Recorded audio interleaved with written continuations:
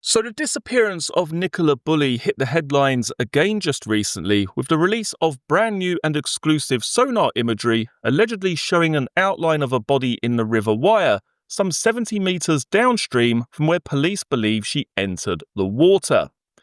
In this video, I'll be sharing with you the latest interview conducted with Mr. Peter Faulding, the man who took those sonar images and was also involved in the search.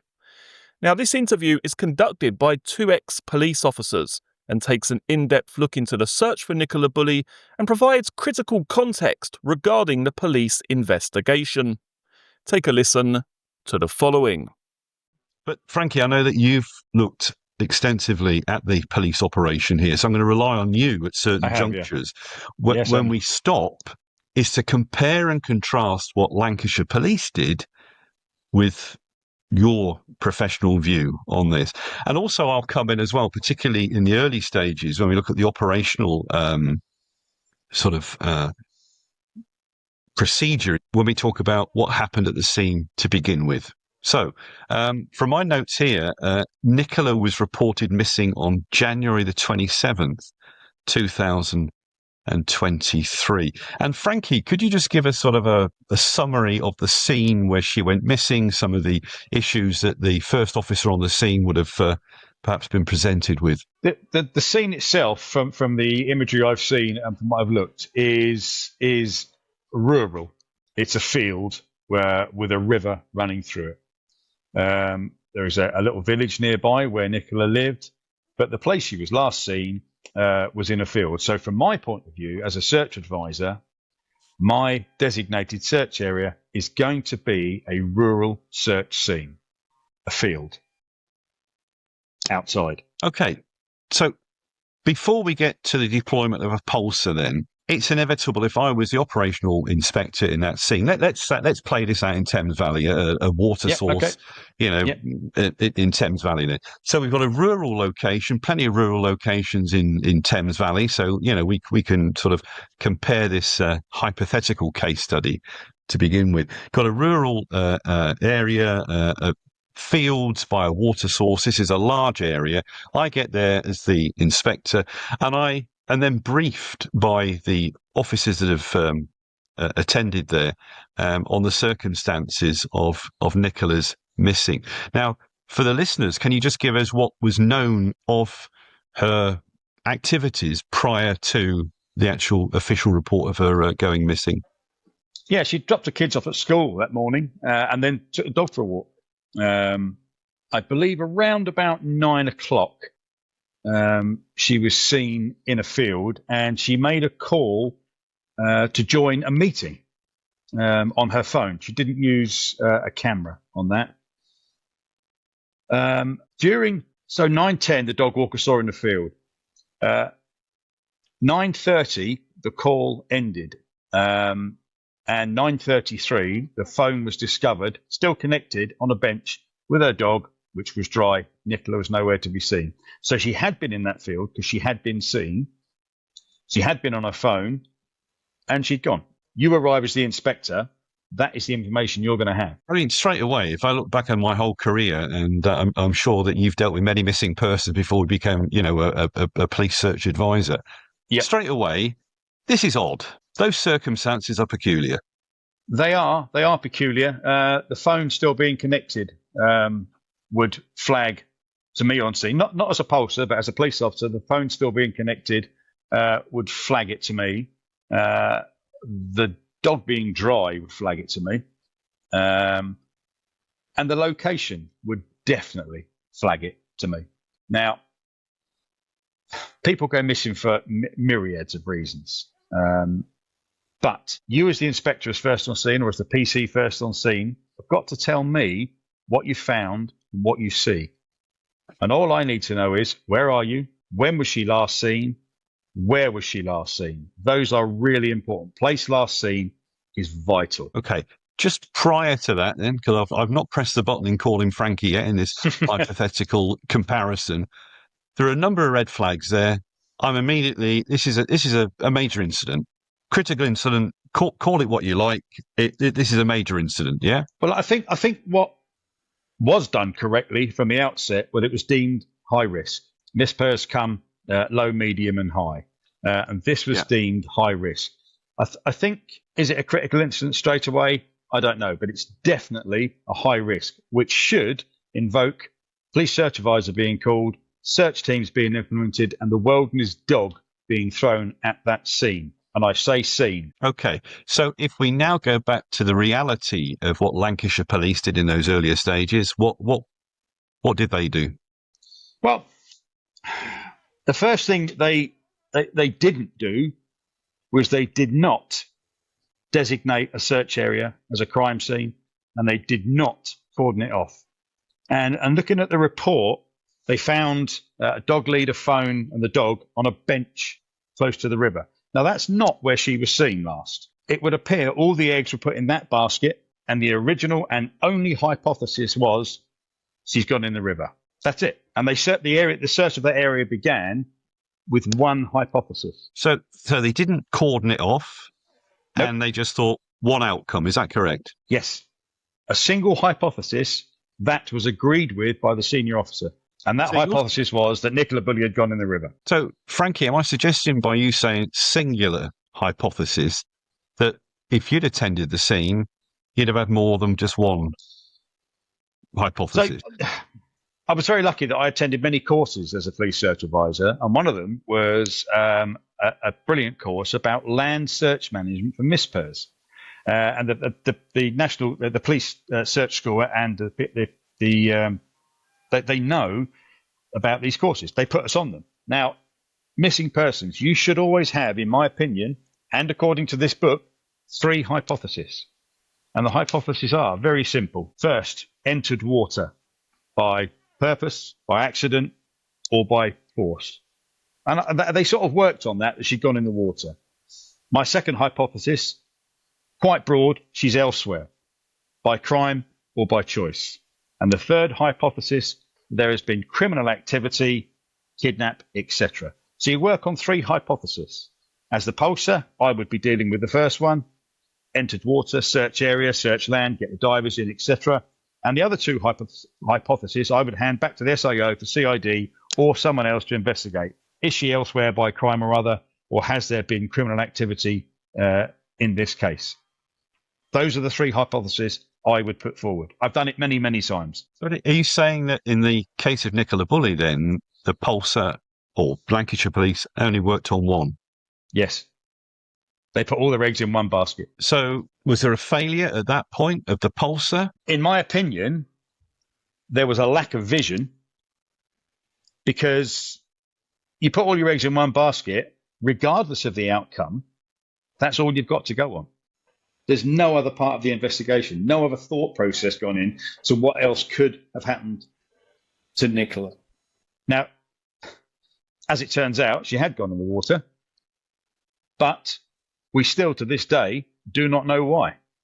And I think had we had those the other 2 hypotheses looked at, then we may have had more answers. So would it be right in summarising at this point then, Frankie, there were clear deficiencies in Lancashire's operational plan for this particular missing person? I think the decision making from the outset on that first day was poor. Okay, thank you. Now, prior to Peter arriving a little bit later, and I'll invite Peter back in a moment, what happened then from the 27th of January until Peter arrived on February the 6th? Well, what happened was the area was searched and the river was searched, and nothing was found apart from the dog lead, the phone, and the dog, which were all found on the bench, which I have to stress again was not the place last seen. Okay, Frankie, thank you. A press advisor. Hang on 2 seconds, Ian. A press advisor was not appointed, and it was never cordoned off. The place was swamped with members of the public and press. That would not have happened if I'd have run that job. Frankie, this might be a tough question for you, but marks out of 10 at the moment for Lancashire Police in their deployment and operational credibility at this stage. Grading it high risk was a good decision. They did not react to the high risk. So my score would be very low, less than 5. Okay. Thank you, Frankie. Peter, if I can invite you back into the discussion, how did you become involved in the search for Nicola Bulley? We got a call on Sunday from as you know, we got a big following on our professional Facebook page, Specialist Group International. So we get messages all the time about families. And people need to realise is we were the official underwater search team for Thames Valley Police, Hampshire Police, Surrey Police, Sussex Police, Kent and Essex Police. We covered the whole of the southeast of England for police diving operations, not being called by members of the public, but actually being brought in and paid by the police to conduct search operations for murder, missing people, and evidence as well. So we don't just turn up at jobs. We are brought in by the police, and so we got a call on. I think I've done an interview on Sky News, a couple of interviews. They always ring me and just said, and I don't get paid for these. They're just, could you comment on this? And I said from day one I was baffled. So if Nicola had gone in the river, if she's gone in the river, she should have been found by now, because the river's not moving fast. There was lots of video of the river. It's not moving. And she's going to be in the hot zone, the area where she fell in. Simple as that. Somewhere, if she fell in. So I got a call from a very frustrated sort of partner, Paul Ansell, on the Monday. He was frustrated with the police search operation and lack of information. And he asked me to go up. He said, "How much do you want?" I said, "Well, we'll help you. I don't mind. We'll come up free of charge. We'll assist you, because I really did feel for this family. Got 2 little girls. So I'll fund it as long as you can put us in accommodation." So Emma agreed to put a team up at the farm. I paid for my hotel locally. But I said, we can't come up. I can't barge into a police operation. We've got to be formally invited in. So he spoke to the police, apparently very reluctant. And I got a call the afternoon from the Pulsar, had a chat. He said, you're responsible for your own health and safety. We will give you the area to go, but you are working on your own, basically. And he sent me an email, and he asked me to keep, obviously, operational information confidential. Operational information is on a find. So if we found anything, that was to be kept confidential, as you would anyway. And I want to stress, normally we don't talk to the media at all. We're working under the police, and we wouldn't do that. So I said, we can come up, and the team went up that afternoon. I went up on the Monday morning. And that's how I got involved. So thank you. Can I just pick up on some points here? And Frankie, I'd like you to come in as well. It sounds very odd to me that in a case that had already, captured the imagination of the domestic media, and no doubt by this time now globally, that it took the family to contact you. You already had a proven heritage and credentials with the police, certainly down south. Why on earth didn't Lancashire Police call you? I mean, that sounds absurd that it was down to the victim's,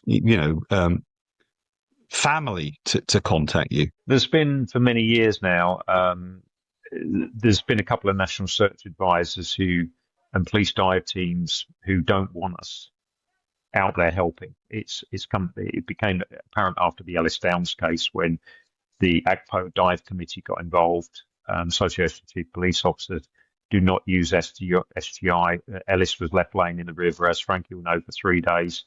No dive team. They disbanded their own unit. We got called. Now, this was prior to us being taken on to do their diving. And they failed Ellis and his family, and they couldn't find him. So we found him in 40 minutes.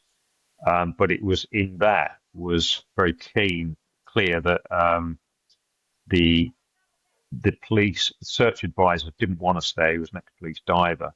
And then it went, ACPO dive committee stepped in, do not let SGI dive. The Met stepped in, do not let SGI. So it's an ego issue. And the same National Police Search Advisor was actually on this job. And I've never met him once, but again, it happened more recently on the case where we got invited in to look for a 2-year-old boy in Xylo by Leicestershire Police. The family wanted us. Leicestershire Police let us in with open arms. But whilst we were there, bearing in mind this is a 2-year-old boy was missing, the Assistant Chief Constable welcomed us in, worked with us. It was a brilliant operation. And the College of Policing called her and said, do not use SGI. This was post Nicola Bulley. and the National Police Search Advisor turned up and said, "Do not let these people in." So again, this is clearly what's happening, and I've got evidence of that. So yeah, this is pretty sad, really. Can I just come in just as a former pollster, I can say that the use of volunteers, even when I was in Thames Valley, lowland search and rescue teams, is essential to large-scale, high-risk searches. Now, Thames Valley Police had a dive team when I was in. They now don't have a dive team. So the use of external companies for diving and for searching for high-risk mispairs is essential. I used lowland rescue search and rescue teams because it's just the way of the world. Police services do not have the numbers, the immediate numbers you need to search large areas of land, and volunteers and outside agencies come in and they help and they assist. They're all qualified and they all know what they're doing. Peter, may I ask you a question, please? You said you said Nicola Bulley's partner was frustrated with the search. Why was he frustrated, and exactly with what was he frustrated about? Well, they couldn't 10 days, and they couldn't find her. And everything was pointing at the river. Well, from the police point of view, I always thought the phone could be a decoy. I didn't know. But if she went in the river, she would have been found. I mean, it was not moving. She could not have got washed over the weir. She could not have. If she'd gone in at the bench, and what we can do, we can, the water in front of the bench was so shallow. If she had fallen in there, she would have stood up. So my initial search scene, Peter, would have been 250 metres around place last seen, and that's a really good hands and knees, less than a metre critical space in line search, down to the river, divers in the river. Would that bench have been within my 250 metre search from that place last seen in the field? Yes, it would. Yeah, the place last seen was within sort of 75 metres of. She was in the scene in the top part of the field near the caravan park. Last seen. Okay, and one other quick question. You mentioned you were briefed, and I use that word very loosely. Were you at any time asked to attend a briefing away from the scene in a sterile environment in a police station or whatever to discuss this with the Pulsar and the SIO? No. When I got there, the first thing I requested was a press officer to deal with the media, because they were everywhere. They were very polite to me, but we had drones flying over our heads. We'd done all sorts. I asked for a press officer, and I asked at the same time to meet the SIO, and said she won't talk to you. And that was as blunt as that. She won't talk to you. Won't talk to you. That's it. So I'm used to, as you know, from Thames Valley, normally the SIO will come up, he'll give us a full brief in cell site analysis, every bit of information we will get given, so to allow us to do our job properly. Yeah, we sit down, we have a brief, we have a chat. When it gets to the point, when it gets to the point the searchers aren't needed any longer in the briefing, they leave the briefing because they've got the information they need. But it's done in a sterile place. It's not done in a field. No, it's not. And we had nothing. We had no support whatsoever. And all he said is that first morning we got there was, "I want you to search downriver to Cartford Bridge." I said, "I want to search the hot zone." He said, "No, we've done it." Now, those who aren't police or whatever, the hot zone is the area where she was sort of placed last seen, that whole area. Now, what is interesting, Frankie, is that from the bench upriver, from the bench up to Rowan Water Caravan Park, where we were tasked to search on day 2, which I'll come on to, that had not been searched at all, that part of the river, since she went missing in 10 days. So again, the Pulsar assumed on day 1, and bearing in mind the Pulsar's not a diver, he's not a water expert, he assumed that she'd gone over the river, over the weir on day 1. You see, as I'm not a diver, never was. I worked with the dive team in Thames Valley, and that's right. The jobs I was Pulsar, and all my fellow Pulsars, when we had water-related jobs, we would sit down with either the sergeant from the dive team or whoever was on call from the dive team that day, and we would discuss and agree search parameters. It's very important, because as the Pulsar, I've got to stick that in my log. The Pulsar log is an evidential log that a police search advisor should fill out from the second they get that phone call to the second the job finishes. And you put every detail. You put search decisions, you put gridding, you put staff, you put phone calls, you put questions, you put everything, agreements, disagreements, everything. Absolutely, everything in that log, and again we kept a running log as well. What was happening? My dive supervisor on the ground was John, who was ex-Sussex Police, so he kept a handwritten log of everything what was happening on the ground. So, Okay, Frankie, but would I be right? can I just ask, what was their reasoning for not letting you dive the hot zone within that area they thought was a hot zone?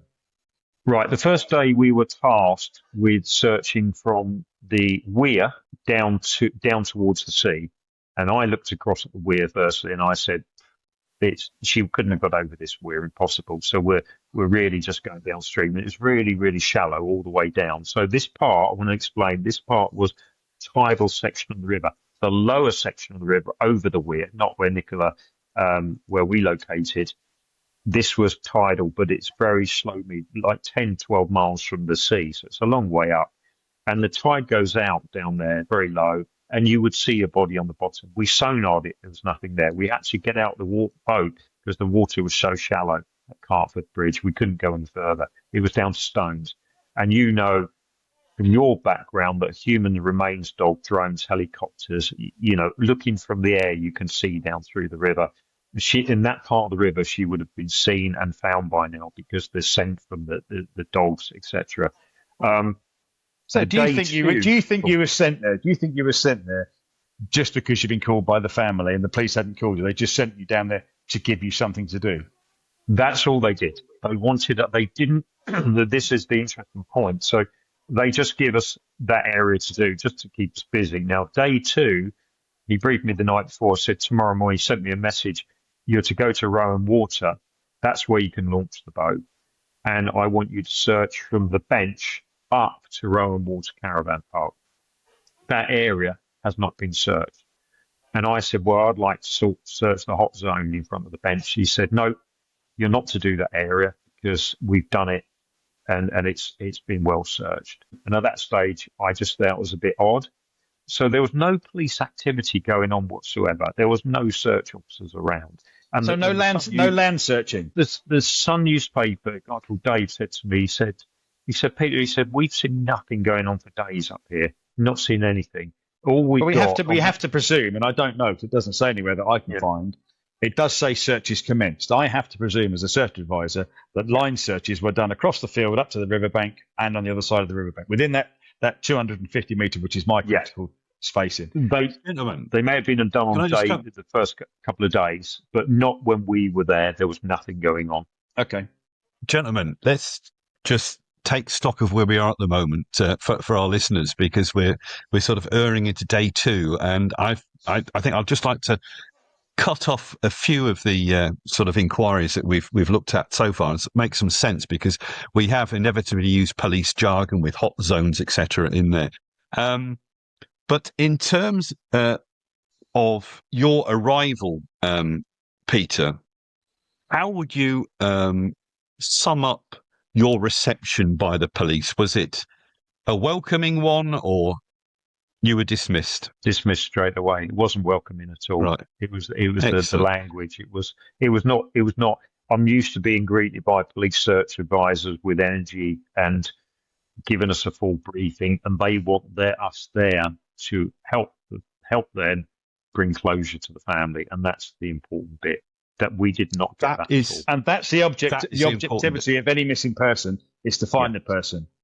That's correct. Yeah. That's the objectivity of any missing person. I'm sensing, Frankie, that you're rightly agitated about this issue with the police. Would I be fair in saying they were bang out of order at this stage? Yeah. I mean, Peter was there on day 9. I think you arrived, Peter. Day 10, day 9. Yes, we arrived on Monday the 6th. Yeah, and I think it's very important to say that the 9 days before that would have been really important for Peter to know what had happened in those 9 days from the search advisor. Also, this sounds odd to me, but the briefing by the Pulsar that you're responsible for your own health and safety and basically you're on your own, that tends to stink to me. Frankie, what's your views on that? Well, at worst, I would have briefed Peter in the back of the search van with the doors closed, privacy, and at best, the briefing would have been in a police station. But the briefing should have been, to the nth degree, detailed to what has happened and what we expect to happen and what we would like. When we have lowland search rescues in or civvy dive teams in, they should be told what has happened. Otherwise, what is the point in having them there?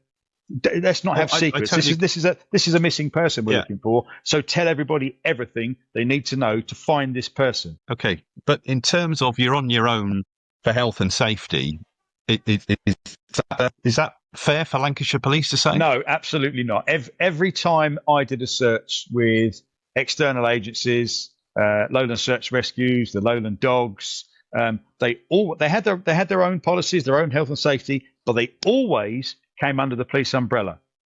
And the Pulsar was always responsible for every part of that search. Police, civvies, keeping the press out, everything. The Pulsar's job is to control that search scene. Okay. You mentioned the word ego, Peter, earlier on. And in my sort of introduction to this particular podcast, I reflected on what I felt that the police were like 25 years ago. And it makes me angry that somebody that's there to help and meet the very fragile needs of the family, that you're treated this way. But my understanding is this wasn't the first time you were dismissed. You mentioned about Ellis Downs. Can you just briefly tell us what your reception was from Thames Valley Police when you got there on that occasion? Well, Ellis Downs went missing 2016, and they say the police were searching for 3 days. They had the Marine unit there. They had a Environment Agency Sonar. They had Lowland Rescue. They had everyone with pole cameras. And we were asked up by the family to go up there. We let Thames Valley Control Room know, and they said, yes, come on up. And as I got about 20 miles from the scene towards Abingdon, I got a phone call from the Pulsar, very aggressive phone call, said, you are to turn around and go back. You are not welcome here. You're not helping this. You're not diving. And I said, well, sorry, I'll speak to your superintendent. He won't speak to you. And me being me, I just said, I'm not having that. I promised the family, I'll come up. You can't stop me. It's not a crime scene. You can do what I want. So he said, I'll meet you outside town. So he met me outside town in the car park. And he basically said to me that, you're not qualified to dive. We're not having amateurs in, sort of thing. And he was feeding this information back to a superintendent. And you were on the police list at the time, Peter, weren't you? Oh yeah, we were on the police list. So I actually got him to contact the National Crime Agency database and spoke to Jo, and she's confirmed that we were, qualified up to sort of CT search, and there's no problem with SGI whatsoever. And he then went away, made a call, fed that back to the superintendent, and he said, you're to go home. And I then turned around and said, you know we are. He said, yeah, I know SGI. He said, I'm an ex-police diver. He said, I lost my job, in this thing. I said, so that's what it's about. So we had a colourful running match. I walked off and he said, you go any further, you go down there, because I said, I'm going down the river. He said, I'll have you arrested. I said, well, please do. And then as I got there, then an officer stopped me going into the scene. He said, you go any further, Mr. Faulding, I'll have to arrest you. And I said, please do, because he said, this is a crime scene. And he said, show me your crime scene log then. And he couldn't. I said, this is about politics. I said, step aside or your ass will be on fire in the morning. And he let me through. He said, I apologised. And everybody just stood there looking at us. The family were there. This was 3:00 in the afternoon. And many requests were made to TVP, refused to let us dive. And it got to 8:00 at night. The family surrounded the police car in a friendly inspector just on a changeover and said, please let this team dive to recover my son. This is the dad. He was in tears laying across the bonnet. And it turned to a critical incident. And they then said, let them dive. And you know what? I asked for some floodlights. We left our floodlights back because we thought we'd be over and done within a couple of hours. And I asked for some lights, said, we don't lend civilians lights. Not true. Yeah, no, that's not true at all. And then after that, we dived. Anyway, sadly, we recovered Ellis within 40 minutes, literally where he went down, where he drowned in a witness drowning. They couldn't find him. And the following morning, they referred themselves to the IOPC, apologised on YouTube. We were then taken on a few months later to be the official dive team for Thames Valley Police. But the IOPC report was scathing into them, and it could see the egos. It was the police search advisor advising the superintendent. Now, Rory was the superintendent. I went and spoke up RAF Upper Hayford to senior investigating officers and senior officers, and up to chief constable level. And I was doing a presentation of what we do, post us being brought on as their dive team. And they said, this was the funny thing, Rory come up to me, he said, may I apologise on behalf of myself and Thames Valley afterwards. I was given false information by my police search advisor that you weren't a credible team, and I had to make them decisions based on him. And he said, Peter, I'll shake your hand. He said, I am so sorry for what I did that day. And he said, I feel ashamed. But he said, that information comes through a police search advisor to discredit you effectively. And that's how bad it was. So, again, what it is, it's the same with the Nicola Bulley case. It's certain people are now causing huge reputational damage to the British police force because senior leaders won't admit their mistakes. That's the problem. They can't admit they got it wrong and they failed to cite. So what's happening now? Everyone is going, cops, got it wrong. Here we go. Lies, lies, lies. And it's sad because I've got many friends in the police. It's a very sad state of affairs. It's beyond astonishing, Peter. And it strikes me that certainly in the Ellis Downs case, and I believe in Nicola Bulley's case, that certain police officers are playing roulette with family tragedies and taking their eyes completely off the ball that Frankie reaffirmed of bringing this to a closure as quickly as possible. But it also, with many forces now disbanding their marine functionality, you offer a service which is peerless in terms of its technical expertise and technical reach. Yet you're getting these doors closed in your face with such force. And I am pretty lost for words. And for a person that talks for a living, that's a pretty unique place for me to be in.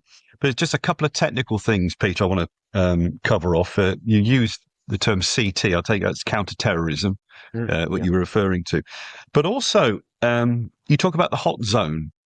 And I think it'd be really useful for listeners to understand how a body reacts falling into water and how it can be determined from those facts alone, the proximity of where that body may well be in relation to the last place that they were seen. So perhaps you could expand a little bit on the hot zone for our listeners, please. Yeah, so we, on average, deal with about 10 drowning victims a year across 6 counties, and they're always within, unless it's a raging torrent. I mean, let me make it clear. If it was a raging torrent, after severe floods, then things can move along the bottom, but it still takes time for them people to move. Normally, when you're dealing with a drowning victim, place last seen, you put the sonar in. We normally locate them within 10, 15 minutes. You put a diver in, and on most jobs we do, they're recovered within 3 hours as well. Very quick location. So the hot zone is, body goes in, they go to the bottom, and they might struggle for a few minutes. They might try and swim and stay up, which will move them naturally within the water. But once they sadly take that gasp, they go to the bottom very, very quickly, and they will stay there. They won't move. In a river with no flow, they will stay where they go in. It will. Now, there's no exact science on this. It could be 5 days, it could be 10 days, it could be 30 days, it could be 3 months. It depends on the body makeup. And some people float quicker than others. Some can come up within 6 days, and some can be far longer. We don't have one in Thames Valley that took 3 months to come up. His body was tied to a case on a bit of rope, and it eventually floated to the surface. But they will stay down. They won't move. They don't, like in a John Wayne film, get shot and go flying off down the river. It doesn't happen like that. and they drown. And the College of Policing review said actually most drowning victims or most victims in water are found within a 100-meter radius of where they go in, and that's true, and that's where they are. Which would have been within the 250-meter fingertip search or really intense search area. Yeah, absolutely, Frankie. So that's an important thing to note. They even acknowledge that. Right. So getting back to the timeline then, gentlemen, you are basically, your reception by the police is no more than begrudging, probably a lot worse than that. Yeah. You're told you're on your own, and they task you to look at a piece of river that is outside this hot zone, I take it. Yeah, that's correct. What would be their reasoning behind that then? I don't get that. If the College of Policing are saying, you know, most people that enter the water are within a proximity of what is it, 100 meters, did you say? Why would they then say, go on, check something further downstream or down the river? And that's what we still can't understand. Shall I take you on to day 2? This is probably the most interesting bit. So we've done day 1. Please, down Cartmel Bridge. So we launched that boat. Peter, just stress, this is your day 2 and not day 2 of the investigation. No, this is day 10 or 11 of the investigation. That's correct. So this is Tuesday the 7th of February 2023. So we launched the boats, get our sonar, all the equipment on, and we then start going down river. I said to the team, right, police have gone. There's no one around. Take me. I was being a bit naughty. Take me into the hot zone. We're going to search that area. I don't care what anyone says. If I get in trouble, I get in trouble. It's as simple as that. We're going to go down there. So I said, take me down towards the weir, as far as we can get towards the weir first, and we're going to come up river. So we got down there, and as we got down, we got to imagine the bench is up here. It goes down river, and then it goes around a sharp right-hand bend and leads about another 100 meters to the weir. Now, once you get round the corner to the weir, you'll see we've got some images we can, show, but it cuts in with a very, very shallow. So you couldn't even get a boat past that bit. So we started the sonar up and said, right, take me up from the bottom corner, take me up towards the bench. So we started our search at approximately 10:28-ish, and we started going up river. A couple of minutes later, I saw a big shadow cast, and I went past it, and I said to my team, something here, just we'll come back, I want to get a bit of a picture. So then we went up to the bench, we turned around at the bench, and then we started to come back down river. I've already put a place marker on the shadow, and I've come back down river, and as around near the bench area, there's a big tree on the bottom. You can see it very clearly, tree and branches. And we went down the river, and then just as we get down towards this area, I got this huge target, which I'm only too familiar with. It's 2 arms sticking out like that. We can just see a head in the middle. Very, very clear to me. And I said to the team, I think we found her. And I said, right, take me back round again. We'll do some more scan before I let the police search advisor know. So that's what we did. So we got a couple of scans, but I couldn't quite see the body. I could see shadows, but I couldn't. We needed to move. But I thought that's good enough for me at this stage. We just need to get a diver in. So I immediately 10:53 rang the police search advisor, sent him a screenshot image of the actual arms. I rang him and I said, I think we found her, and we need to put our divers in now in case she moves. And he said, you are not to dive. You are not to dive. We will dive.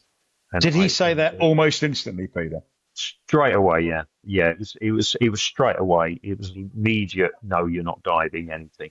So he rang, I think on the day he rang me back, that he wouldn't let us dive, which I thought, well, fair enough. It is their operation, because he said, I'll bring our own divers in. I thought, well, okay, that's fair comment. They've got their own dive team, but they're going to be 2.5 hours or whatever. They're further down near the sea. Because they were driving around in their boats in the bay down near the Morecambe Bay. And it's like, why are they down there? There's no way she could have got down there if she was down there anyway. And in the sea, we all know it's a bit of a waste of time because it's just a big open area. Anyway, we waited for them. And what we did, we placed a stick on the bank. We would normally put a shot float floating in the water, but it didn't want to alert the press. So I stuck a stick in the bank, and so the press was still there, Peter, all over the place. The press were all over the place, but they're up near the bench. They were watching us, photographing us, and and it was just constant with media. So anyway, I went. We placed a stick on the riverbank. Now, what you got to realise is GPS readings from my laptop are from where my boat is, not from where the towfish is at the back. So you've got a bit of GPS fluctuation of 2 to 5 meters. Plus, you've got what they call layback of where the towfish is from the computer to the back. So it's a rough area. That stick is not dead accurate to say she's there. It's within that area. So you need to put a prop jack stay search in. So the dive team turned up. They gave the police, the supervisor, a quick briefing. And they all got round in a huddle on the opposite side of the bank, really close-knit sort of thing. They all got together, started talking, and I thought, well, I'm just going to let them get on with it. We'll carry on up the river to take the media interest away from the actual divers, because this was the only operational piece of information that I had. So I thought, well, let them dive. And John, my supervisor, watched the dive, and Lee dive.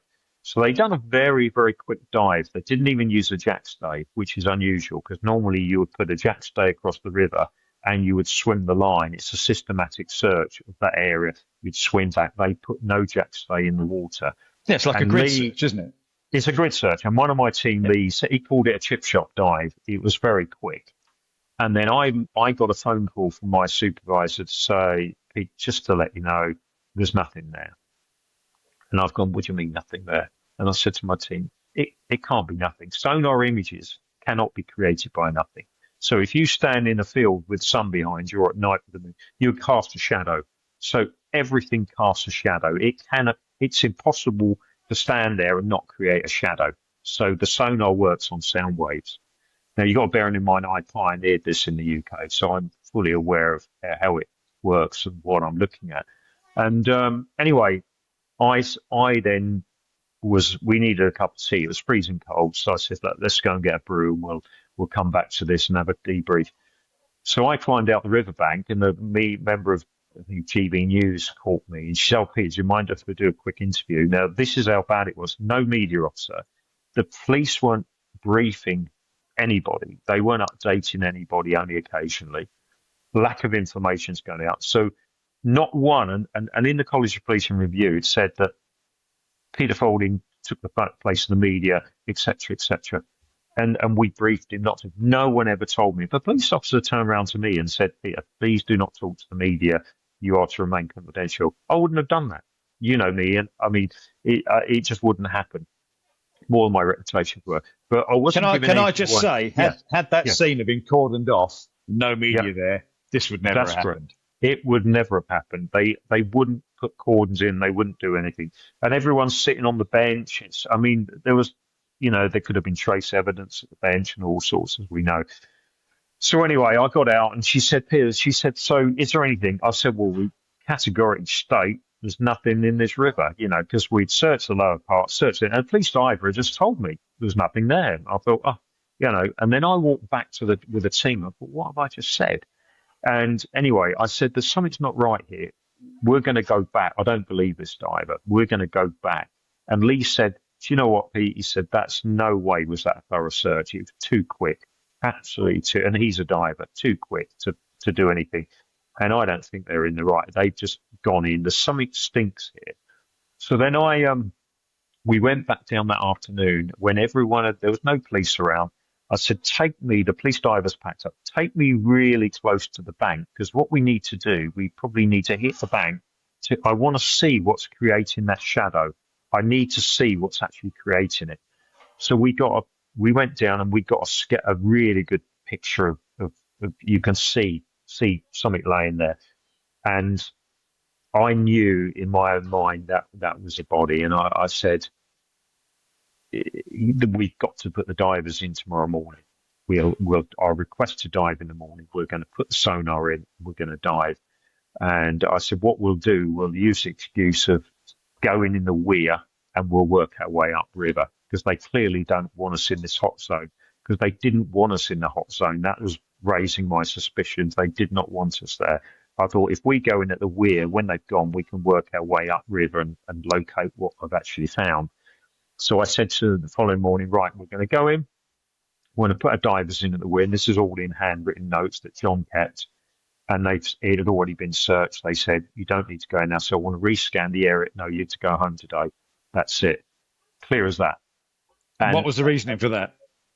No reason. It was just, you finish your search now. We've searched everything. You're to go home. They did not want us to go back to rescan that. I knew they knew we found her. I just knew from that point that when you bad. first found the anomaly with the sonar in the river, Peter, did you or your dive supervisor speak to the police dive teams and brief them about what you found and where it was? Yeah, we did. Yeah, we did on the side of the bank. Good. Yes, we did. And I showed them the sonar image because at that point they then went round the other side of the riverbank set up. And I'll never forget them. They all got round in a really closed huddle so nobody could see them talking. It was a little circle, and which was really odd. It was really literally all closed in. So procedurally, you've done the right thing. You have told the Pulsar, as I said earlier, the Pulsar is a single point of contact for all searchers, search teams, and SIOs. The Pulsar has then immediately said you're not diving. Yep. You have again followed procedure by briefing the dive teams. Yep. And that's it. That's you've been cast aside. As far as you know, the Pulsar didn't speak to the SIO to discuss whether you should go in the water there and then or not. I don't know because it was. But it doesn't seem like it, does it? No, but I'm not sure. There may have been, because when any emails that when the email was sent to me originally on the Sunday, it was copied into Rebecca Smith, so she was the direct link, the SIO. So she was the one who was the face of this inquiry further through. So she was. Interesting point here. The Pulsar log, my Pulsar logs. If I tell you, I very rarely went to court in my 12 years as a Pulsar because my logs and the whole of the team I was on was the same. Our Pulsar logs were so descriptive. In that Pulsar log should be time, date, place. Peter Faulding, SGI, told me he thinks there's a body in the river. It then should go, I spoke to SIO, we discussed it, yes, no, reasoning. That's right. That's what should happen. And I've got the screenshots of the WhatsApps. So I got the proof of the exact time I made the call and the image that I sent to the Pulsar on that morning. And it was witnessed by my team, ex-military and police divers. So everybody knows it was very closely witnessed by many credible people. You know, one was a warrant officer in the military as well. So police divers. So it's a very credible man who wouldn't mislead anybody. So here we go back. Here we've got a potential closure for the family 10 days in. Yep. Which, in your opinion, wasn't executed at all. Yep, absolutely. Yep. I can tell you, as a police search advisor, I'd have said to the SIO, let's put Peter's team in with the police team. Yeah. So Peter's team, who have got this anomaly on the sonar, can show the police team exactly what they've got. Yep. Right, gentlemen, let's just pause here for a minute then and delve into some of those issues further. Basically, Peter, on your own initiative then, you went back to the hot zone after the police had stood down that particular day, yeah? Yes. In terms of hours, how long after your arrival did you find this anomaly, the shadows? 6 minutes. Right. But in terms of your arrival that morning on the 7th, first arrived, 6 minutes. Let me make clear. Sorry, we searched downriver on the Monday. In the hot zone, when I searched on the Tuesday, the 7th, we started within 6 minutes of the search. I found that anomaly. Do you think you annoyed them by going in the hot zone? Yeah. But in a moment, Peter, I think we're going to see some images, aren't we, of the sonar? Yeah. We are. Yeah, which to any reasonable person looking at that, and I don't want to preempt, people are going to watch this on YouTube. You found her within 6 minutes. That's correct, and it's been verified by independent experts since, as well as myself, obviously. And getting back to that operational point by Frankie, It's so crucial. It reminds me of a case very early in my career. Early turn, I was picking up some donuts from a local bakery in Bracknell, as was part of the ritual on earlies, on nights, beg your pardon. And a young lad came in and he said, "Oh, there's a lady in that bush trying to kill herself." And I thought, he's talking nonsense. And this was in a rural location out in Binfield. So exactly what you said, Frankie. I put him in the back of the Panda and said, "Can you show me where she is?" And he goes, "She's in that bush." When we arrived there, there's loads of bushes. I said, "Be really specific. That bush." I couldn't see her. Pulled the bush back and saw this lady, real significant mental health issues, was trying to self-harm. Yeah. In the same way, why on earth didn't the police say, "Peter, let's do this in partnership. Your diver, at least point us in the right direction. We know that flag you've put in is not totally accurate. And thank you for taking the heat of the media away from us." Why the hell didn't they, Ian, take you up on your offer for a diver down there as well? I don't get that. Before Pete speaks, it's important to say here that policing, investigation, searching especially, you react to the information you have, which can be free-flowing and changing at all times. Go back to my 3 hypotheses. It doesn't actually change the hypothesis. It just adds to the information you've got for each one. And you react to them. And in this case, if there's a chance of recovering a body from the water and giving the family closure after 10, 11, 12 days, it's an easy decision. So, Frankie, in your opinion then, why didn't the police dive with SGI divers in order to identify exactly where this anomaly was, given the fact that the flag that Peter had put in there, by his own admission, wasn't 100% accurate? You do need somebody to actually point that anomaly out. Why didn't they do that?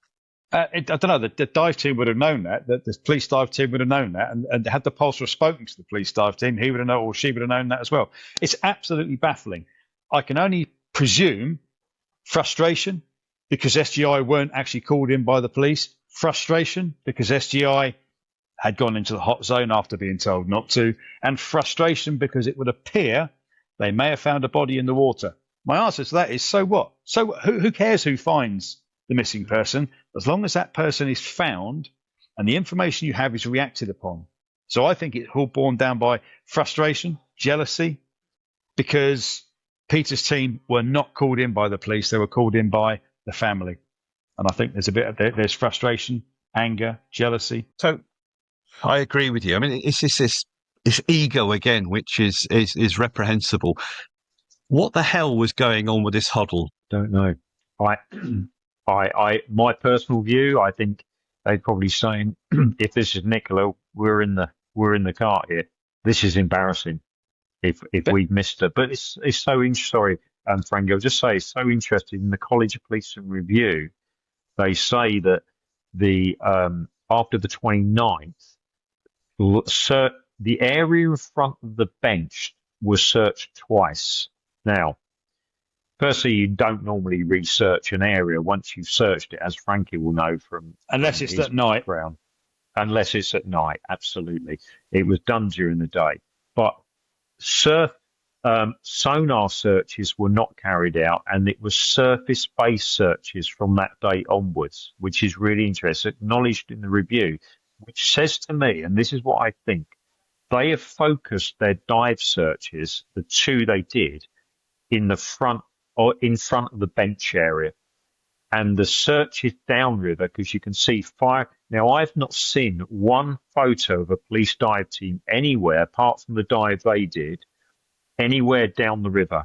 The only time the police divers were photographed was in front of the bench, diving. That was it. And even the diver is standing up in knee depth of water in front of the bench as she climbs out. So now, if they'd been diving a lot, they would have been photographed all the way down that river. And so I think if the original and the only hypothesis that I can see is that they believe she'd gone in the river, why concentrate on a land-based? Land-based searches have to be done. You have to clear that area. Yeah. It's got to be done. But surely if you believe she's gone in the river and it's your only working hypothesis, your search centre should be an inch-by-inch search of that river. Should be. Cool. But what they said, Frankie, is interesting because it was said. I think I can't remember the exact words. Said after the 29th, it was surface-based searches. In other words, Lowland Rescue, whoever it was, but even they were refused access. It came out as a big newspaper story that because Lowland Rescue were complaining, they were offered to send hundreds of volunteers from around the country to assist in the search, a bit like April Jones when I worked on it. They weren't allowed. So And they also have water-based cadaver dogs. That's correct. So a lot of this was refused access into this area, which was really, really interesting. So something's not right here. But I believe they searched in front of the bench. That's where they were photographed. And they've relied on any surface-based search downriver. And they even acknowledged that it was not sonar. And they said that the diving was done on an ad hoc basis on a sort of if they're available, because they weren't available some of the time. I wonder how many search experts from the police or from the NTA or from PNSC were on this review panel. I can tell you it was none. Well, I know the National Search Advisor peer reviewed it. Let's be careful, gentlemen, for our listeners, that we're banding around all these sort of letters. Let's put some substance behind them. But in terms of the anomaly, can we see it, Peter? I think that would be really useful at this juncture to see this and understand what you shared with the police and better understand. Frustrations doesn't seem strong enough. I am really, really angry about this. But yeah, can we see this imagery, please? Yeah, we'll play the excuse me. We'll play the live imagery which I took in the afternoon, because the shadow image in the morning that the pulsar saw was the two shadows which is there. Yeah. But this is the live imagery that we're going down the river now. So this was taken in the afternoon. Us going back where I was not happy with the police diver's decision that there was nothing there, because again, I reiterate that a shadow or a target or anomaly, whatever you want to call it, cannot be created by nothing. So this is the footage now, and I'll take you down through the footage. I'll put my glasses on. Okay. So I'm going to take you through this software. This is the Centurion side scan sonar we use. And now I'm going to start to play it through. So this recording was taken from the bench and down the river. And here we go. So we're going to start to run. You can see here, you can look at here, you've got some sort of old trees laying on the bottom there. So there's some trees and branches laying on the bottom, which I can magnify. And we carry on. We've got it's a rather deep trough there. We move further down, and there's some area of, you can see rough bottom coming in. I can speed it up just slightly. There we go. We slow it down. You can see all this area here of sort of like a rock structure on the bottom of the could be sand banked up. It just varies. I'm just going to slow this down again. And there you go. As we roll through the sonar. Now this is a speed what I typically see on the boat. But slow it back. Exactly what you see. As I was going down the river, I'm watching the screen carefully, focusing on every little, potential anomaly I've got here. And now you can see from the rough ground here, it's now starting to smooth out at this time. This was on Tuesday the 7th. This was taken in the afternoon, this particular recording, about 4:30, when we went back to re-record the anomaly I saw that the police divers said there was nothing there. They had already dived at this stage and said there's nothing there at all. So this is what I want to show you today. This has never been seen on video. Now, if you look here, you can now start to see something coming in, which immediately grabbed my attention with, many years experience in this. There we go. Large shadow here. You can see the large shadow to the left.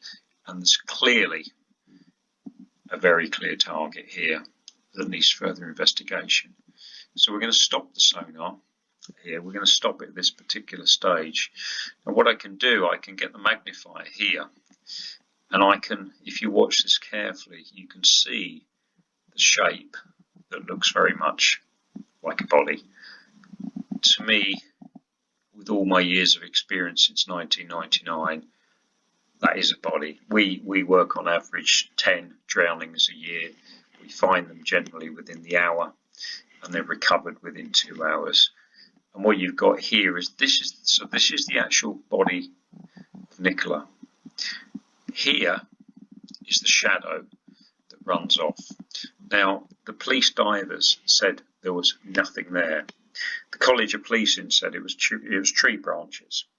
Now, I know what tree branches look like. You saw them earlier laying on the bottom of the river. And what you can see here is the shadow of 2 arms sticking out with a head in the middle. It's a very, very clear target for me. And then you can see the legs bent here. And what I need to explain to you is a shadow cannot be produced by nothing. It's physically impossible. If you stand in a field with the sun behind you, you will cast a shadow across the ground. Same as in photographs, same in everything. So nothing can be, it cannot be nothing. Now what I'm going to do now is I'm going to actually change the colour of the palette for you, just to give you a different colour. And we'll look at the grayscale. Let's go into the grayscale just to change the background for you. There we go. And now if you look at it now, in the actual, let's get rid of that. Now look at the magnified image, and you can see very, very clearly, without a doubt, that's a body. There's no way of denying that. I know this is quite shocking for many to see, but I'm here because the College of Police have denied any access. No one has ever seen this data. Their experts, so-called experts, have never even seen this data. They've only seen a PDF image. So I would be questioning their ability and their credibility and their credentials of how many people have they ever found. What I find on average 10 people a year very, very quickly. Now, as we carry on, I said I can change the palette colours. What I'm going to do now, we've got an area tool here, which is quite useful to highlight this. I'm going to go to left channel. So you've got, here's a port channel, the red at the top is a port channel. This is the starboard channel. So what I'm going to do now, I'm going to make the image larger. There we go, so you can see it quite clearly there. I'm going to pull it up the screen slightly so we can see it in the middle. So this is the port channel, and that's all that red is for at the top. Now what we're going to do, we're going to take the area tool. And I'm actually going to use this to highlight, so those who haven't seen can understand what the image is. This is the head area. Now bearing in mind, just please bear with me, I'm travelling at the moment, I'm just using my thumb and finger on a mouse. I haven't got a manual mouse, I've got a rugged laptop here, and I'm just scratching down here to highlight. We're coming down to the bottom. Now this is Nicola's bottom here as it comes round. Talk you through it, and then we come to the back of the legs, which are clearly bent. I'm sorry about the sort of wobbly image, but this is just, I say, I've got no access to any. And then we come down to where the leg is, down to the feet area, and then I'm going to come back up here. If you've all seen the CSI films, you know, where they chalk around the body, I'm going to come in. And now, I don't be criticised for the rough outline because I'm doing this manually, and sonar images are not photographs. Just please remember that. They're not a photograph. Now that's coming up to the shoulder now. The shoulder and the arm, you can see that actually goes off here and it comes around here and back. Now what I'm going to do now will probably shock everybody. That is the body of Nicola Bulley, without a doubt. Without a doubt. What I want to say here is images like this, the College of Policing also said at one stage, oh, it was tree branches. Well, 1 minute it's tree branches, next minute the police diver said there's nothing there. This is where a lady went missing within 75 metres from a bench. And they're trying to tell us that there's nothing there. When you are searching, we are calling it the hot zone. I'm sorry, but there's not going to be a tree branch that looks like a body which is laying on its side in that area with clear shadows here, very, very clear shadows of the arms and and the body laying there. But what else you can do with this? We can actually take measurements. Now, measurements this way are done by GPS. Measurements that way are more accurate across. If we look at the top of the scale here, you can see 1 to 3 meters, etc. So what we're going to do, clear that down. I'm just going to take a measuring tool roughly, and then we can sort of measure roughly down the sort of areas of, and we at the top of the screen we get up here, we get some measurements, and then you can draw, and basically when I drew it round completely, it came out to 1.61. Peter, I don't know where to start with how I'm feeling at the moment. That was Nicola Bulley's body. Even exceeds the balance of probabilities. I thought I'd struggle to make a statement beyond all reasonable doubt, but that was the body of a human being, and that was her. What I'm really struggling with here as well, Peter, that I would have invited you in, celebrated the fact that, we'd walked close to the family. But knowing you as I do, we'd have come up with a media strategy that your organisation, the police, would have come out as though this is a successful conclusion to a very tragic set of events. I think I know the answer to that, but what's your take on why that didn't happen? I think, excuse me, I think it was embarrassing for them, and it shouldn't have been like that. At the end of the day, we've got far better equipment, expertise in sonar search than anyone in the UK. The manufacturers confirm that no one else has this equipment in the UK, that we've got the highest frequency available. And not only that, you can have all the best equipment, but if you don't know how to use it properly, it's the same with ground penetrating radar, things get missed. And we've got a high hit rate. And I think they just didn't want us there. And again, disturbingly, I thought I'd be invited to the inquest. But it's literally 3 or 4 days after I left, I got suspended from the National Crime Agency database, which I've been on and worked with them for many years as an expert. And I got suspended. Now, the National Search Advisor, who is part of the National Crime Agency, was there on the job, and I believe he was feeding a lot of bad information back to them.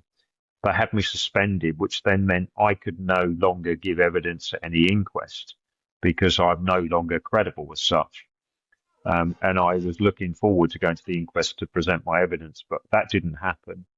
And then I thought the next time I'm going to be invited is to go to the College of Police and Review in London, which I was invited to, which we can come on to. Peter, I'd like to perhaps accelerate things slightly, because you've mentioned the College of Policing Review, and you're being barred from the process that followed Nicola's recovery from the river. But I want to just come back to one issue where I think publicly you were humiliated. The GB News interview that you had on the hoof, you said, with all honesty, that the part of the river that you'd searched, Nicola's body wasn't there.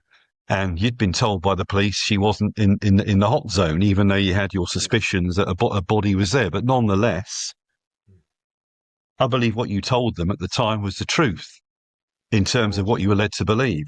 And you have been held out to dry, particularly by the press. I understand there was a an awkward exchange with Nick Ferrari on LBC, who challenged you to apologise to the family. Do you want to give a quick summary for our listeners on that? Yeah, well, I want to make it clear what actually happened. So Nicola was found further down the river, not where I found her. So I want to explain how that happened. Now, this is acknowledged in the College of Policing review as well. Now, I want to make it clear as well here, the College of Policing have never carried out a case-specific review on anything like this, ever. This was commissioned by Andrew Snowden, the Police and Crime Commissioner then, who's now a Conservative MP. He commissioned this, which then took him to one side. So he's no longer accountable because he's handed it over to the College of Policing. Should have been the IOPC. So the IOPC investigated why they released her personal information, but not the search. So it was handed over to the college to review, but this was meant to be independent, but it wasn't. This was basically police marking their own homework here, and they could steer the narrative for them. So yeah, so Nicola was, it was acknowledged in the review that on the 18th and 19th of February, there was an exceptionally high tide, spring tide, that come up, flooded 20 cubic meters of water over the weir. It had not been happened, by the way, since she'd gone missing. So the times you went missing, this didn't happen. So this is a massive tide that come up over the weir into the top section of the river, which is benign. So that's fresh water. This is salt water, brackish water down here. And it flooded tons of water up river to where she was lying. Her body had been slightly decomposed. She's lifted. Now, they interestingly in the review, they mention the weir. Why would they mention the weir that would have lifted her body? So that's why I believe that they knew where she was. It lifted because they focused their resources. And then she was lifted. She was carried downriver. She went over the weir. And then she was found by a member of the public, not the police, floating down the river. Jason Rothwell saw her floating down the river, and then her body drifted into the reeds. She wasn't found in the reeds. Her body was actually seen floating down the river by a member of the public. So again, I got mentioned all these times in a review, 58 times, and Nick Ferrari had me on the radio, and he said, "Yeah, you're going to apologise to the family now." I said, "No, I'm not." And I talk, I've been in communication with the family, so I've not upset any of the family. I've always been transparent, but I did not tell them about this anomaly because that was the only operational information that I held about this anomaly, and I wasn't allowed to. But when the COP review came out, that it absolutely destroyed me and my company's reputation in this field, then I had to speak out. And I was Peter. Yeah. Peter, may I confirm, and it is part of this, is prior to this huge 20 cubic meter tide, yeah, had the body in the water begun to decompose and off gas, and had it moved from where you found it, is it fair to say it would have got stuck in shallow water, or even if it had gone past that, the weir would have stuck it? It couldn't have got past the shallows. It would not have made the bottom corner. I just wanted to confirm that. It would have been seen, and it wouldn't even get over the weir. There wasn't enough water over the weir. You'd have to push yourself over the weir to get over. You so from where your sonar picture is, which is deeper water, that goes downriver into shallow water. Yeah, very shallow on the bend. It's ankle deep. And I think that's important to clarify before this high tide. Yeah, and the water is not moving. Thank you. And that is not moving at all in that river. We had a boat stuck out in the river, and we had a mooring line on, and the boat is actually facing out into the river. So if there was a flow, it would turn the boat sideways, facing downriver. But it was actually, there's pictures of us with the boat floating. It's not moving at all. And I just want to make that clear. You mentioned the PCC, for our listeners, that's the Police and Crime Commission, and the IOPC, the Independent Office for Police Conduct. And you mentioned earlier in the podcast, and this is the first time in your professional knowledge or opinion that the College of Police and COP have carried out such a review. I'm baffled as to the level of intensity of this inquiry that caught the public imagination both domestically and worldwide. Why on earth didn't the IOPC conduct this investigation? I've no idea. I've no idea. So let's It was talk to commissioned by the Andrew Snowden. Yeah. right. Let's talk to the police and crime commissioner, whose raison d'etre is basically to hold the chief constable of Lancashire in this case to account. By the College of Policing doing it, am I right in thinking that the person, the PCC, was then eliminated from any scrutiny or criticism? I believe so. By requesting that the College of Policing review it, that keeps them out of it. Right. And the College of Policing review is quite a large tome to give from aspect or some sort of measure for our listeners. And I know that you've been through it as well, Frankie, and I know that you've forensically taken it apart, Peter. But it's fair to say there were multiple inconsistencies, and you've mentioned a few of those.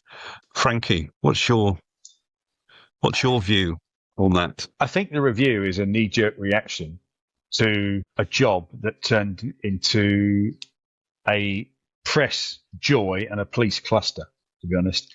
And I think from reading it from the outside looking in, there was always going to be finger pointing and a scapegoat. And sadly, that's SGI and Peter. And as I said earlier on, I'd like to know the review how many professional searchers or search advisors were actually not reviewed the review, but actually took part in writing and analysing that review with whoever wrote it at the police college. Frankie, you've mentioned a very powerful word there, scapegoat. At what juncture do you think Peter became the scapegoat? The second he turned up on scene, uninvited by the police, but invited by the family. That in any situation is going to be embarrassing for the police. It was the family that invited SGI and Peter in, not the police. From then on, so would it be fair in saying, and especially within, the next day and within 6 minutes, they found the anomaly from the sonar in the river. I find it difficult because as a pollster, if Peter had come to me with that anomaly in the river, a dynamic briefing between me, Peter, the police dive supervisor and SAO would have been an easy decision. Get in there and have a look now. And it didn't happen, which tells me there is reasons why that didn't happen. There is something in the background why they wouldn't let Peter Faulding's dive team go in there with the police. Why? It doesn't tell you anywhere.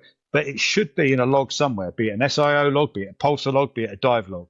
That decision-making process should be written somewhere. And in my opinion, it's not a good decision. And I think from then on, I'm afraid Peter was going to be a scapegoat for this. An easy scapegoat as well. Sorry, Peter, but... No, that's fine. I agree. I totally agree with you, Frankie. Getting back to the police ego, that's how I sort of frame this podcast to begin with. You're saying to me, Frankie, that you believe that police egos from the whole chain of command, from the pulsar all the way up to the PCC, that egos, or those collective egos, trumped closure for the family. In my opinion, yeah, because you look at it, when Peter's team came in, they hadn't found anything, nothing at all. And here we are, Peter comes in within 6 minutes on day 2 of him being there. He has this fantastic piece of evidence that allegedly was reacted to, but it appears wasn't reacted to. And I mean, I shouldn't be feeling this way. I mean, it's 20 odd years ago when I last, when I hung my baton up, but I'm ashamed. I'm ashamed on behalf of honest cops that are out there, because if it walks like a cover-up and talks like a cover-up, I think it's a cover-up. And I'm very conscious that, Peter, you've got so much more information we could talk about for hours, but we've got our podcast audience to consider, and I'd like to bring this to a closure. Can I mention one thing here, Ian? Can I mention one really important thing here? Prior to the release of the College of Policing report, I wrote to them and I pleaded with them to look at the evidence, look at the live data. This is key. No, they came out in the review, said experts have reviewed it. They've never seen the live data. They came back in a simple letter on the 2nd of November, which I've published on our website and published locally, said there was nothing there. And who are these experts? Who are these experts? That's right. Peter? Nameless experts. I was named 58 times in the COP review, and my company 30 times. Not one police officer was named anywhere within the review. No, and this was about Lancashire Police, not about SGI. But this is the best bit, which has since come out. A couple of weeks before the release of the College of Police and Review into the public domain and the public broadcast, because everybody's waiting for it, they held a non-reportable closed press conference with selected members of the media, and they couldn't take any screenshots, and they showed them 2 screenshots of my sonar images. Bearing in mind, not live data. And they said to him, Peter Faulding will claim that he found Nicola Bulley in the river. We've had experts look at it. These are the images. She wasn't there, to steer the narrative and to discredit me prior to the release of the report. So is this about the police initial response? Not really. Is it about the Pulse's decisions, which in my opinion weren't correct? No. Is it about the SIO? No. This is about Lancashire Police as a whole saving face. Right. And the only individual they pointed at, Peter, is you, mate. That's right. And now we've got the evidence. We've got the FOIs which are published. We've got the questions. And when I done the COP review very, very quick in London, they sent me a few questions. There was not one question about my search, nothing in there. Why did you speak to the media? Why did you go against the police narrative? And it was held in a conference room in a London hotel, non-secure environment. I thought I'd be invited to the College of Policing with the senior people, just a couple of detectives, just questioning me. And during that meeting, prior to the meeting, they asked them to sign an NDA or refused. During the meeting, I had a witness with me, former chief officer, actually asked me 4 times within that meeting to sign an NDA, and I refused. Again, that's how serious this is. These people need to be held to account. They cannot get away with this. This is absolutely corrupt to the top at a very senior level. And like you said, Ian, the organisation needs to be held to account. The organisation, because it is a board. There's a board of directors. The College of Policing is a private limited company owned by the Home Office and overseen by a number of directors, which are published. They are accountable, as I am, for my company. And they just dragged us through the mud. And since that review came out, we have been struck off from Thames Valley, Surrey, Sussex, Hampshire, Kent, and Essex Police. The whole of the south of England now does not have a dive team. And I'm presuming any freedom of information requests for SIO logs, pulsar logs, etc., would be a waste of time because they would be deemed as investigatory and nothing to do with the public. Yes, that's right. So I'm going to take my own legal action in the High Court to bring these people before a High Court, and that's the only way we're ever going to get this out because everyone has buried this. No one seems to be. I'm writing to the Home Secretary, Prime Minister, to demand some answers.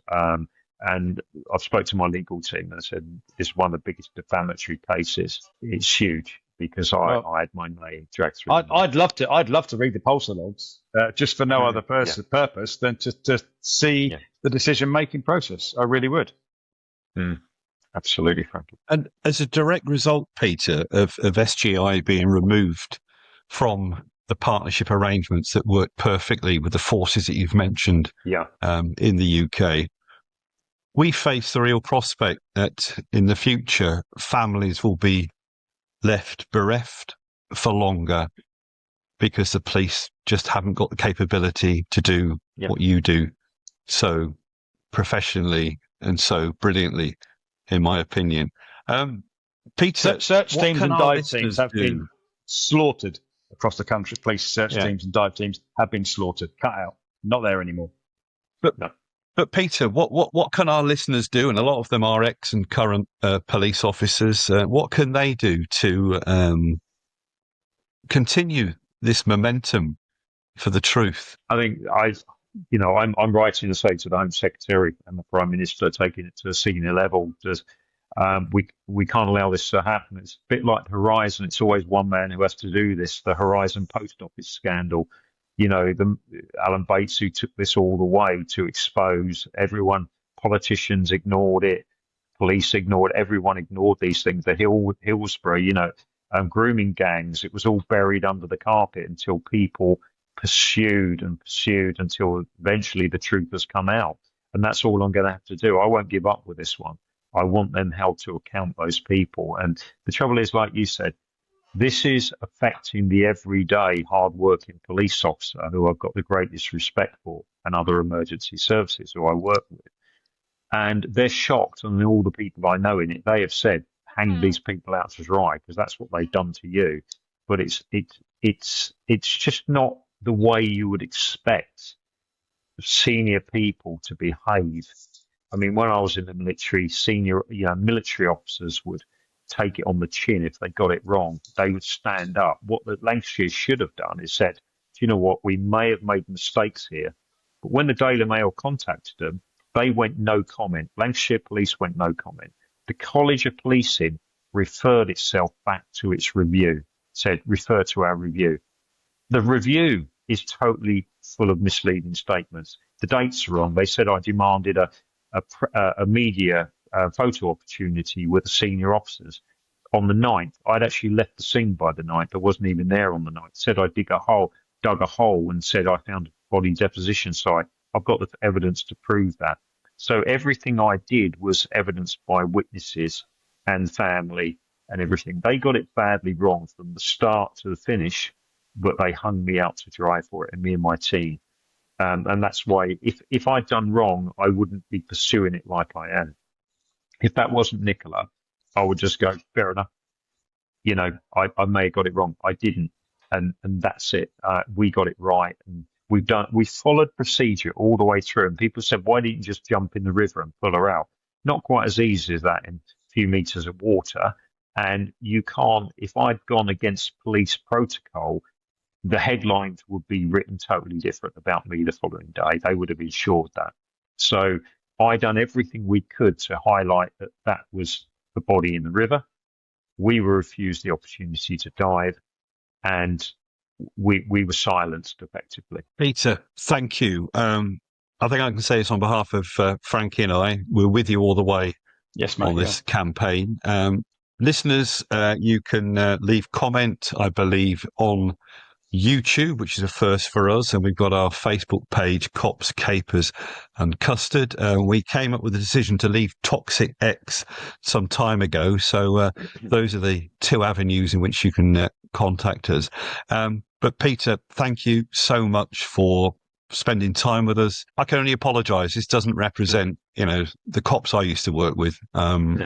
Maybe a little sliver, but certainly, I think most police officers serving and past will be absolutely ashamed about the way that you've been treated. Frankie, thanks again. I think in terms of your beautifulness, if there's such a word in co-hosting this, is one thing I'd like to say. But I think on this occasion, your professional insight was incredible. And I'd just like to finish by saying, Home Secretary, are you listening?